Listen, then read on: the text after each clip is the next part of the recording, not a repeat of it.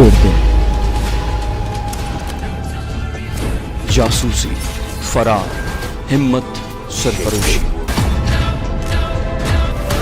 वतन की खातिर जान की बाजी लगाने वाले एक गुमनाम मुजाहिद की सनसनीखेज दास्तान। दुश्मन के दिल में बैठकर अपने वतन का दिफा करने वाला शेर दिल।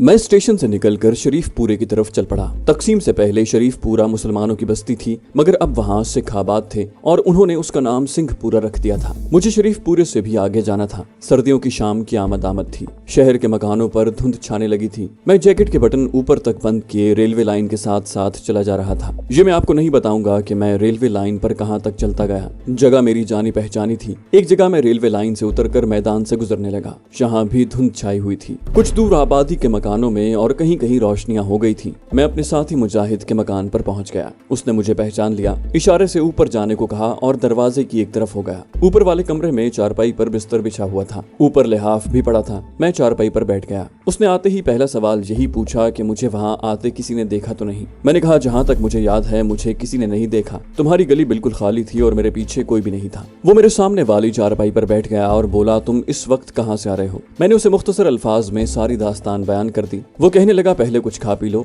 वो बावर्ची खाने में गया और मेरे लिए प्लेट में चावल और शलजम गोश्त डालकर ले आया। मुझे भूख लग रही थी। खाना खाने के बाद उसने कश्मीरी कहवा बनाया। हम कहवा पीने लगे। मैंने कहा, खुफिया पुलिस मेरी तलाश में है और मुझे यकीन है कि अमृतसर से लेकर जम्मू तक उनके आदमी मेरी तलाश में होंगे, लेकिन मेरा श्रीनगर जिहाद कश्मीर के महाज पर पहुंचना बहुत जरूरी है। मुजाहिद ने पूछा, क्या तुम वापस पाकिस्तान नहीं जाना चाहते? मैंने कहा कि मैं जिहाद कश्मीर का एक अदना सिपाही हूँ। कश्मीर अभी आजाद नहीं हुआ। मैं अपने कश्मीरी भाइयों के शाना बशाना दुश्मन के खिलाफ उस वक्त तक जिहाद करना चाहता हूँ जब तक कि कश्मीर आजाद नहीं हो जाता। वो बोला, माशाल्लाह। खामोशी से कहवे के एक दो घूंट पीने के बाद उसने प्याली रख दी और मेरी तरफ देखकर बोला, श्रीनगर जाने की दो ही सूरतें हैं, या तुम रेलगाड़ी से जाओ या बस में बैठकर सफर करो। दोनों सूरतों में तुम्हारे पकड़े जाने का 99% इम्कान है। तुम्हारे लिए कोई तीसरा तरीका सोचना पड़ेगा। वो काफी देर तक गौर करता रहा। जब कोई तरकीब समझ में न आई तो कहने लगा, तुम आराम करो, कल इस पर गौर करेंगे। रात में बड़े सुकून के साथ गहरी नींद सोया। दूसरे रोज मैंने अपने मुजाहिद के साथ नाश्ता किया। नाश्ते के बाद वो मुझे कमरे में ही रहने की हिदायत करके मकान को बाहर से ताला लगाकर चला गया।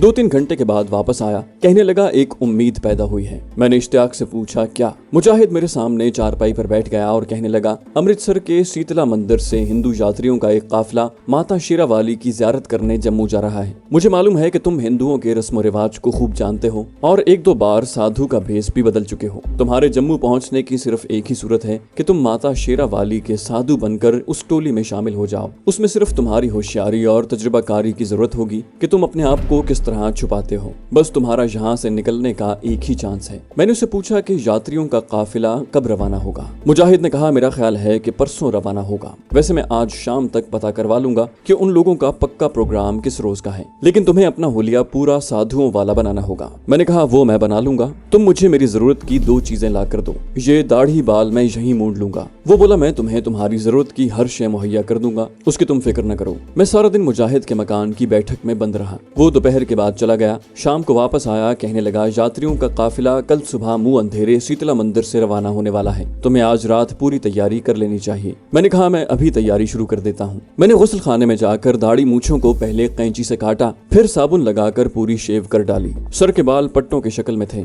वो मैंने रहने दिए। मुजाहिद उसी वक्त बाजार चला गया था और मेरे लिए बाजार माई सेवा से गले में डालने के लिए मनकों की 3-4 हार और केसरी रंग के 10-12 गज कपड़ा ले आया था। हमने कपड़े को फाड़कर उसकी एक धोती तैयार की। वो मेरे लिए एक छोटा त्रिशूल भी लिफाफे में डालकर लाया था। मैं जब केसरी रंग का चोला और धोती पहनकर, गले में मनकों की माला डालकर, सर पर केसरी रुमाल बांधकर और माथे पर माता शेरावाली के पुजारियों की 3 सुर्ख लकीरें डालकर तैयार हो गया तो मुजाहिद ने मुझे ऊपर से नीचे तक देखा और कहा, तुम बिल्कुल शेरावाली के पुजारी लगते हो। मेरे पास जो थोड़ी बहुत रकम थी वो मैंने कपड़े में डालकर चोले के अंदर कमर के साथ लपेट ली। मुजाहिद ने कहा, अब तुम आराम करो, मैं सुबह मुंह अंधेरे तुम्हें जगा दूंगा। यात्री शीतला मंदिर से पूरे 4 बजे रवाना होंगे। मैं तुम्हें 3 बजे जगा दूंगा। मुझे नींद बिल्कुल नहीं आ रही थी, फिर भी थोड़ा बहुत सो गया। पूरे 3 बजे मुजाहिद ने मुझे जगा दिया। मैंने हाथ मुंह धोकर माथे पर सुर्ख रंग की लकीरें दोबारा डाली। साधुओं के भेष में पहले ही से था। मेरे पाँव में जॉगर शूज थे, वो मैंने वहीं उतार दिए क्योंकि मैं रिवायती साधुओं की तरह नंगे पाँव यात्रा करने जाना चाहता था। मुजाहिद ने मुझसे मुसाफा किया और कहा, तुम्हें शीतला मंदिर का पता ही है, बस वहाँ पहुँच जाओ और यात्रियों के काफिले में शामिल हो जाओ, खुदा तुम्हारी हिफाजत करेगा। मैं अपने मुजाहिद से रुखसत होकर बस्ती की गलियों में से गुजरता हुआ जीटी रोड पर आ गया। सर्दी काफी पड़ रही थी। भूरे रंग का मैला सा कंबल अपने मुजाहिद ने मुझे दे दिया था, जिसे मैंने अपने कंधों पर डाल दिया था। सर्दियों की रात का पिछला पहर था, कोहरा फैला हुआ था। जीटी रोड खाली पड़ी थी। मैंने सीढ़ियों वाले पुल की तरफ चलना शुरू कर दिया। शीतला मंदिर हाथी दरवाजे के बाहर रेलवे के रीगू ब्रिज से पहले आता था। रीगू ब्रिज गोल बाग के अकब में था। सीढ़ियों वाले पुल के पास मुझे एक रिक्शा मिल गया जो स्टेशन की तरफ जा रहा था। मैंने त्रिशूल उठाकर बुलंद आवाज में बड़े रोब से कहा, हम माता शेरावाली की यात्रा को जाते हैं, हमें शीतला मंदिर पहुंचा दो, तुम्हारा बड़ापन होगा। हिंदू रिक्शा ड्राइवर ने बड़े अदब से मुझे बिठा लिया और शीतला मंदिर पहुंचा दिया। शीतला मंदिर में खूब रोशनी थी, शंख बज रहे थे, टल खड़क रहे थे। एक तरफ यात्रियों का काफिला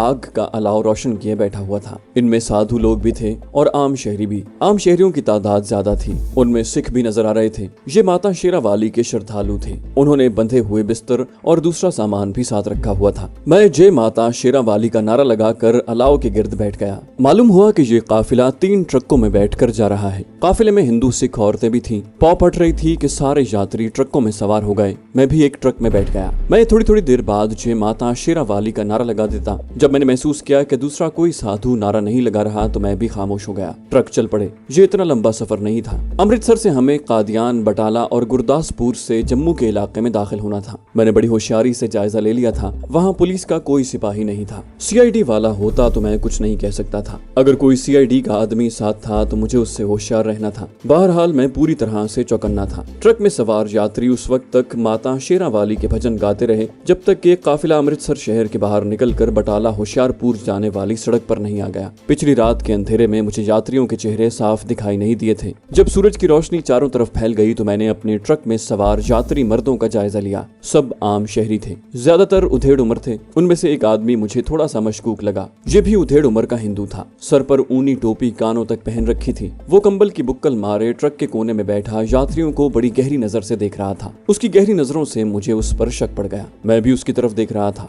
अचानक हमारी आंखें चार हुई तो मैं दूसरी तरफ देखने लगा। मैंने जय माता शेरावाली का हल्का सा नारा लगाया और कनखियों से उस आदमी की तरफ देखा। वो बराबर मुझे घूर रहा था। मुझे यकीन हो गया कि ये खुफिया का आदमी है और उसके पास पिस्तौल जरूर होगा जो उसने अपनी सदरी वगैरह की जेब में छुपा लिया होगा। ये एक मुसीबत मेरे साथ लग गई थी, मगर मैंने इसका मुकाबला करने का फैसला कर लिया और बड़े सुकून के साथ माता शेरावाली का भजन गुनगुनाने लगा और सर को बार बार हिलाने लगा। हमारे ट्रक बटाला पहुंचकर रुक गए। यात्रियों के काफिले के लीडर ने ऐलान किया कि जहां ढाबे में यात्री थोड़ा भोजन पानी करेंगे। जहां ट्रक खड़े थे वहां करीब ही एक ढाबा था जिसके कांसी के बड़े गोल पतीले चमक रहे थे। फुलके पकाए जा रहे थे। एक पतीले में चाय पक रही थी। सब यात्री वहां बैठकर नाश्ता करने लगे। मैं भी एक तरफ बेंच पर बैठ गया। इतने में वही कंबल की बुक्कल वाला आदमी भी उसी बेंच पर आकर बैठ गया। वो मेरे करीब होकर बैठा था। मैंने महसूस किया कि वो मुझे बड़े गौर से देख रहा है। उसने मुझसे पूछा, महाराज आप कहाँ से आए हैं? मैंने उसकी तरफ जलाली नजरों से देखा और बारोब अंदाज में कहा, साधु सन्यासियों का कोई ठिकाना नहीं होता, हम आकाश पर उड़ते रहते हैं। माता ने बुलाया, हम आ गए। तुम क्यों पूछ रहे हो?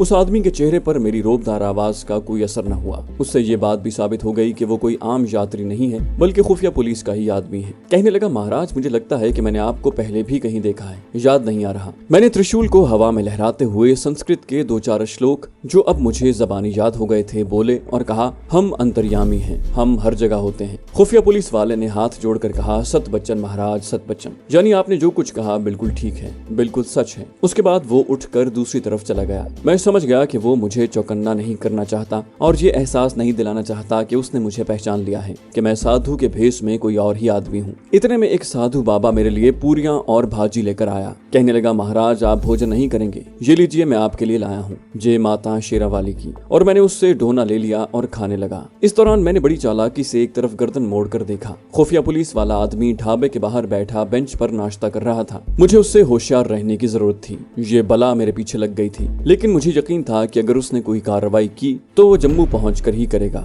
थोड़ी देर के बाद यात्रियों का काफिला आगे रवाना हो गया। ट्रकों पर केसरी रंग के झंडे और झंडियां लगी हुई थी। आगे होशियारपुर का मशहूर शहर था। यहाँ जहाँ से जम्मू का नीम पहाड़ी इलाका शुरू हो जाता था। यहाँ भी ट्रक रुक गए। यात्रियों ने चाय वगैरह पी। जिस तरह खुफिया पुलिस वाले ने मुझे अपनी निगाह में रखा हुआ था, उसी तरह मैं भी थोड़ी थोड़ी देर के बाद कनखियों से उसकी तरफ देख लेता कि वो क्या कर रहा है। ज्यादा खतरा यही था कि वो पुलिस को इत्तला न कर दे, मगर वहाँ अभी तक मुझे कोई पुलिस का सिपाही नजर नहीं आया था। शायद इसलिए भी कि सर्दी ज्यादा हो गई थी और सर्द यख हवा चलने लगी थी। किसी पुलिस वाले को क्या पड़ी थी कि वो यात्रियों के काफिले को आकर देखता। मैं बड़ा चौकस था और ये देखता रहता था कि कहीं सीआईडी वाला किसी से बात करके पुलिस को तो नहीं बुला रहा। अभी तक ऐसी कोई सूरत हाल पैदा नहीं हुई थी। मुझे यकीन हो गया कि ये शख्स जम्मू पहुंचकर मुझे पकड़वाने का इरादा रखता है। जिस तरह वो मेरी निगरानी कर रहा था, उससे साफ जाहिर होता था कि वो मुझे फरार होने का मौका नहीं देगा। उसके पास पिस्तौल भी होगा। होशियारपुर से यात्रियों का काफिला चला तो पहाड़ी इलाका शुरू हो गया। आगे जम्मू का पहाड़ियों का सिलसिला था। यहाँ बादल छा रहे थे, सर्द हवा चल रही थी। मुझे साधुओं वाले ठंडे और नाकाफी लिबास में सर्दी लगने लगी। मैंने कंबल लपेट लिया। दिन ढलने लगा था। जम्मू पहुंचते ही सूरज गुरूब हो गया। सीआईडी वाला अब शायद जानबूझकर मेरे ट्रक में नहीं बैठा था। वो मुझसे अगले ट्रक में था। वो नहीं चाहता था कि मुझे उस पर कोई शुबा हो। वो नहीं चाहता था कि पिंजरे के ऐन करीब पहुंचकर परिंदा डर कर उड़ जाए। मैं उसकी हिकमत अमली को खूब समझता था। मैंने भी सोच लिया था कि अगर मेरा शुबा दुरुस्त निकला और ये वाकई खुफिया पुलिस का आदमी है तो मैं उसे अपने ऊपर हाथ डालने का मौका नहीं दूंगा। लेकिन हकीकत यह है कि एक धड़का मुझे भी जरूर लगा हुआ था कि आखिर दुश्मन मुल्क में हूँ। यहाँ पुलिस उनकी है, फौज उनकी है, अवाम इनकी है, कहीं मैं मारा ना जाऊं। जम्मू के मज़ाफात में पहुंचने के बाद यात्रियों का जोशो खरोश बढ़ गया। वो जय माता शेरा वाली के नारे लगा रहे थे, भजन गा रहे थे, ट्रकों पर धमाल डाल रहे थे। अजीब बात है, इस दौरान खुफिया पुलिस वाले ने जो अगले ट्रक में बैठा था मेरी तरफ एक बार भी न देखा। उसकी इस बेनियाजी से मुझे ख्याल आने लगा कि मैंने खामखा उस आदमी पर शक किया है। ये सीआईडी का आदमी नहीं बल्कि आम यात्री है। ट्रक जम्मू शहर में दाखिल होकर दरियाए तवी के पुल के करीब एक तरफ खड़े हो गए। सब यात्रियों के साथ मैं भी नीचे उतर आया। शाम हो रही थी। यात्री एक तरफ होकर बैठ गए। यहाँ उन लोगों ने कोई जरूरी मजहबी रस्म अदा करनी थी। मैं वहाँ से निकल जाना चाहता था, मगर मैंने देखा कि मुझसे 20-22 कदमों के फासले पर वही खुफिया पुलिस का आदमी एक दरख्त के नीचे खड़ा सिगरेट पीते हुए एक आदमी से बातें कर रहा था। बातें करते हुए उसने 2-3 बार मेरी तरफ इस तरह देखा कि जैसे मालूम करना चाहता हो कि मैं कहीं फरार तो नहीं हो गया। अब मेरे फरार होने का वक्त आ गया था। मुझे यकीन हो गया था कि ये आदमी मेरे इर्द गिर्द कोई जाल बुन रहा है। मैंने जय माता का नारा लगाया, त्रिशूल फजा में बुलंद किया और धमाल डालता हुआ एक तरफ चल पड़ा। मैं दरिया के किनारे जो लकड़ी के खोखे बने हुए थे उनके सामने से होकर धमाल डालता जा रहा था। मैं बाजार में से गुजर गया। आगे खोखों की दुकानें नहीं थी। एक जानिब लारियों का अड्डा था, दूसरी तरफ दरिया था जो नशेब में बह रहा था। उससे आगे दरिया का दूसरा पुल था। मेरा प्रोग्राम ये था कि दरिया के पुल पर से गुजरकर मैं दरिया की दूसरी जानिब वाली गुंजान आबादी में दाखिल हो जाऊं। जैसे ही मैं पुल की तरफ चला, मुझे सामने से आदमियों के दौड़ने भागने की आवाजें आईं। उसके साथ ही किसी ने बुलंद आवाज में कहा, यहीं ठहर जा नकली साधु। मैंने उस तरफ देखा तो जिसका शक था वही हुआ। खुफिया पुलिस वाला अपने साथ 6-7 पुलिस के सिपाही लेकर सामने की जानिब से मेरी तरफ तेज कदमों से चला रहा था। सिपाहियों के पास राइफलें देखकर मैंने एक फैसला किया। ये मेरा आखिरी फैसला था और फैसले पर मुझे फौरन अमल भी करना था। मैंने कंबल और त्रिशूल एक तरफ फेंका और दौड़कर दरिया में छलांग लगा दी। मेरे खुदा, दरिया में गिरते ही मुझे महसूस हुआ जैसे मैं पिघली हुई बर्फ के समंदर में गिर पड़ा हूँ। दरिया में गिरते ही मेरा जिस्म सुन हो गया। मेरे ऊपर राइफलों के 3-4 फायर हुए। गोलियां मेरे इर्द गिर्द पानी में गिरी। मैंने गोता लगा लिया। पानी का रेला मुझे बहाता हुआ आगे ले गया। मैं पानी के अंदर तेजी से हाथ पांव चला रहा था, मगर पानी का बहाव मेरे हाथ पांव मारने की रफ्तार से ज्यादा तेज था। पानी का बहाव मेरी मदद कर रहा था। पानी के अंदर सर्दी का एहसास कम हो गया था। मैं जितना सांस रोक सकता था रोक कर आगे निकल रहा था। मुझे फायरिंग की आवाज बराबर आ रही थी। मैंने कमांडो की इब्तदाई ट्रेनिंग के दौरान सांस को ज्यादा से ज्यादा रोके रखने की बहुत मशक की थी। चुनाचे जब मैंने अपना सर पानी से बाहर निकाल कर पीछे देखा तो दरिया के पुल की रोशनियां पीछे रह गई थी। मेरा इतना आगे निकल आने में दरिया के तेज रेले का ज्यादा हाथ था। अब मैंने तेज तेज तैरना शुरू कर दिया था। दरिया के किनारे ऊंचे थे। यहाँ दरिया एक बड़ी नहर की तरह था, मगर चूंकि पहाड़ी इलाका था इसलिए दरिया आगे जाकर एक तरफ को तेजी से घूम गया। मैं भी दरिया की लहरों के साथ उस तरफ घूम गया और दीवाना वार तैरता चला गया। रात के बढ़ते फैलते अंधेरे ने भी मेरी मदद की और मुझे बहुत जल्द मेरे दुश्मनों की निगाहों से छुपा लिया। मेरा जिस्म सर्द होकर सुन होता जा रहा था, मगर मैं हाथ पांव चलाता जा रहा था। मुझे एहसास था कि पुलिस मेरे पीछे दरिया का पुल पार करके दूसरे किनारे पर आ जाएगी। मैं दूसरे किनारे को भी देखता जा रहा था, जहाँ अंधेरा गहरा होता जा रहा था। मैं दरिया में ज्यादा देर तक नहीं तैर सकता था। एक तो इसलिए कि दरिया का पानी मेरे जिस्म को सुन कर रहा था और मेरे हाथ पांव जवाब देने लगे थे। दूसरे इसलिए कि दरिया शहर में से गुजर रहा था। पुलिस बड़ी आसानी से दूसरे किनारे पर आकर मुझे फायर कर सकती थी और मुझे दरिया में ही हलाक कर सकती थी। मैं वहां से निकलने का कोई तीसरा तरीका सोच रहा था। बहुत जल्द मुझे एक एक रास्ता नजर आ गया। एक जगह बहुत बड़ा पाइप दरिया के किनारे से आगे को निकला हुआ था, उसमें से पानी गिर रहा था। ये शायद ऊपर किसी बरसाती नाले में से आ रहा था। मैं तैरता हुआ पाइप के पास आ गया। पाइप का कतर काफी कुशादा था। मैंने दोनों हाथों से पाइप के किनारे को पकड़ लिया, फिर जोर लगाकर एक टांग पाइप के अंदर डाली और उसमें चढ़ गया। पाइप के अंदर आते ही मैं पाइप में आगे की तरफ झुक कर दौड़ पड़ा। पाइप के अंदर मैं खड़ा नहीं हो सकता था, मगर झुक कर दौड़ सकता था। पानी मेरे टखनों तक था। पाइप में घुप अंधेरे की वजह से मैं दौड़ने की बजाय तेज तेज चलने लगा। पाइप की फजा में अजीब किस्म की गैस की बू फैली हुई थी। मेरे पांव कीचड़ में भी धंसने लगे थे।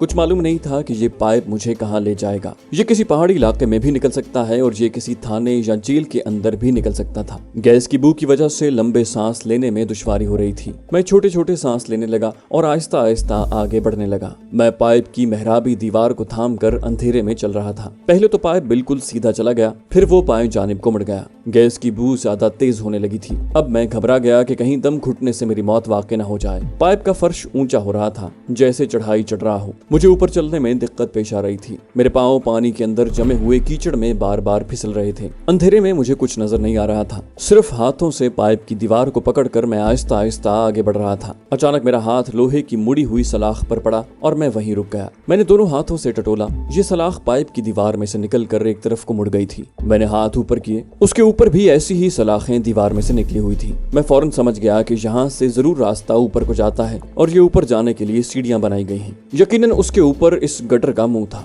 मैं लोहे की सलाखों को पकड़कर दीवार पर चढ़ने लगा। 10-15 सीढ़ियां ऊपर जाने के बाद मेरा हाथ गटर के ढक्कन से टकरा गया। मैंने कंधे ढक्कन के साथ जोड़कर पूरा जोर लगाया और उसे ऊपर उठाने की कोशिश की। 3-4 मिनट की कोशिश के बाद ढक्कन में चरचराहट पैदा हुई और वो ऊपर को उठ गया। ऊपर उठते ही बाहर से ताजा सर्द हवा अंदर आने लगी। मैंने दोनों हाथों को ढक्कन के नीचे रखकर उसे जोर से एक तरफ हटाया। ढक्कन एक तरफ को सरक गया। मैंने सर बाहर निकाला। मुझे डर था कि कहीं ये ढक्कन किसी सड़क के दरमियान न खुलता हो और कोई ट्रक मेरे सर को कुचलता हुआ न गुजर जाए। लेकिन ये सड़क नहीं थी, बल्कि पहाड़ी टीले की ढलान थी, जहाँ ऊपर से ये नाला नीचे आ रहा था और उस जगह चबूतरे पर नाले का ढक्कन बना दिया गया था। मैं गटर में से बाहर निकल आया। मेरे जिस्म पर सिवाय साधुओं वाले चोले और धोती के और कुछ भी नहीं था। पाँव में जूता भी नहीं था। कपड़े भीगे हुए थे। सर्द रात की तारीकी चारों तरफ फैल चुकी थी। आसमान पर बादल ही बादल थे। एक भी तारा दिखाई नहीं देता था। मैं सर्दी से बच नहीं सकता था। मुझे उस सर्दी और भीगे हुए कपड़ों में से वहां से निकलना था। नीचे जम्मू शहर की रोशनियां सितारों की तरह झिलमिला रही थी। ऊपर टीले की चोटी का रात की धुंधली रोशनी में खाका सा दिखाई दे रहा था। मैंने टीले की चढ़ाई पर चढ़ना शुरू कर दिया, इस ख्याल से कि मैं इस तरह जम्मू शहर की पहाड़ियों की दूसरी तरफ कश्मीर की साइड पर निकल जाऊं। मेरा अंदाजा गलत नहीं था। जब मैंने टीले की चोटी पर पहुंचकर नीचे झांक कर देखा तो मुझे दूर पहाड़ी नशेब में एक जगह रोशनी टिमटिमाती नजर आई। मैंने अल्लाह का नाम लिया और उस तरफ चल पड़ा। पाँव में जूता न होने की वजह से पहाड़ी ढलान के पत्थरों पर चलना मुश्किल हो रहा था। मैंने धोती को फाड़ कर उसे दोनों पाँव पर बांध लिया। कोई 2 घंटे में उस टिमटिमाती हुई रोशनी के करीब पहुंच गया। ये एक छोटा सा 6-7 घरों वाला पहाड़ी गांव था, जिसकी एक जानिब एक दरवाजे के बाहर लालटेन रोशन थी। मैंने करीब जाकर देखा तो ये एक छोटी सी मस्जिद थी। मस्जिद का सहन सर्द रात में खाली पड़ा था। पीछे एक कोठरी थी जिसका दरवाजा बंद था। सर्दी और थकन से मेरा बुरा हाल हो रहा था। मैंने कोठरी का दरवाजा आहिस्ता से खटखटाया। अंदर से किसी मर्द की आवाज आई, कौन है? मैंने कहा, मौलवी साहब, मुसाफिर हूँ, रास्ता भूल गया हूँ। थोड़ी देर बाद दरवाजा खुला। एक बारिश बुजुर्ग मेरे सामने खड़े थे। उन्होंने मुझे देखकर पूछा, तुम साधु हो? मैंने कहा, मौलवी साहब, अंदर आने की इजाजत दें, फिर सब कुछ बता दूंगा। उन्होंने मुझे अंदर बिठाया, दरवाजा बंद कर लिया। कोठरी की गर्म फजा में लालटेन रोशन थी। मैं सोचने लगा कि उसे अपने बारे में हकीकत हाल बतानी चाहिए या नहीं। कुछ पता नहीं कि ये मेरी मुखबरी कर दे। पहले तो मैंने यही कहा कि माता शेरावाली की यात्रा को आया था, पहाड़ियों में रास्ता भूल गया हूँ। मौलवी साहब मुझे तेज निगाहों से घूर रहे थे। कहने लगे, साधु लोग शहरों में रास्ता भूल सकते हैं, मगर पहाड़ों में कभी रास्ता नहीं भूलते। मुझे सच सच बताओ कि तुम कौन हो? क्या तुम कश्मीरी मुजाहिद हो? मुझे बताना नहीं चाहिए था, लेकिन मुझ पर सख्त नक्काहत तारी थी। मैंने कह दिया, जी हाँ, मैं कश्मीरी मुजाहिद हूँ, और फिर अपनी मुख्तसर सी रुदाद सुना डाली। मौलवी साहब कश्मीरी हुर्रियत पसंद मुजाहिदों के सच्चे हमदर्द थे। उन्होंने उठकर मुझे अपने सीने से लगा लिया और मुझे पतीली में से गर्म गर्म कश्मीरी चाय निकाल कर पिलाई। गर्म चाय पीते ही मेरे मुर्दा बदन में जैसे नई जिंदगी आ गई। उसके बाद उन मौलवी साहब ने मुझे 3 दिन अपने पास एक खास जगह पर छुपाए रखा। मुझे दूसरे कपड़े पहनने को दिए। मेरे लिए कहीं से चमड़े के जूते भी ले आए। चौथे रोज उन्होंने मुझे एक आदमी के हवाले कर दिया, जिसने मुझे 2 दिन पहाड़ी इलाके में सफर के बाद साथ कश्मीर की वादी में पहुंचा दिया। एक हफ्ते के बाद शेरबाज खान भी पुलिस की हिरासत से फरार होकर मेरे पास पहुंच गया। उसे अगली रात को हम अपने दूसरे कश्मीरी मुजाहिदों के हमरा रात की तारीकी में भारतीय फौजी कैंप पर कमांडो अटैक करने जा रहे थे। कश्मीर पर जबरदस्ती कब्जा करने वाली भारतीय फौज के खिलाफ, कश्मीरियों पर उनके जुल्म सितम के खिलाफ हमारी जंग जारी थी, हमारा जिहाद जारी था। हमारे मिशन की मजीद तफसीलात कोई और लिखने वाला किसी और नाम से किसी और किताब के जरिए आप तक पहुंचा देगा। ऐसी अनगिनत कहानियां हैं जो कई जांबाज, सरफरोश और शेर दिल रकम करते रहते हैं। मेरी कहानी भी हर कश्मीर के मुजाहिद की तरह अधूरी है, क्योंकि कश्मीर की किस्मत का फैसला अभी बाकी है। मेरे जैसे बहुत से मुजाहिदों ने गुमनाम रहकर कश्मीर और पाकिस्तान के लिए अपनी जान की बाजी लगाई। बहुत से उनमें से शहादत के आला दर्जे पर फायज हुए और कुछ हम जैसे गाजी होकर अपने वतन वापस चले आए और आज अपनी दास्तान सुनाकर एक और तरीके से कश्मीर की जंग आज़ादी में अपना हिस्सा अदा कर रहे हैं। खुदा हमारी कोशिश को कबूल फरमाए। तो दोस्तों, ये थी हमारी शेर दिल सीरीज। उम्मीद करते हैं आपको हमारी सीरीज पसंद आई होगी। आप सब लोगों का इसको सराहने का बहुत शुक्रिया। जल्द ही आपके लिए एक नई सीरीज के साथ हाजिर होंगे। तब तक अपना, अपने वतन का और अपने इस चैनल का ख्याल रखिएगा। अल्लाह हाफिज।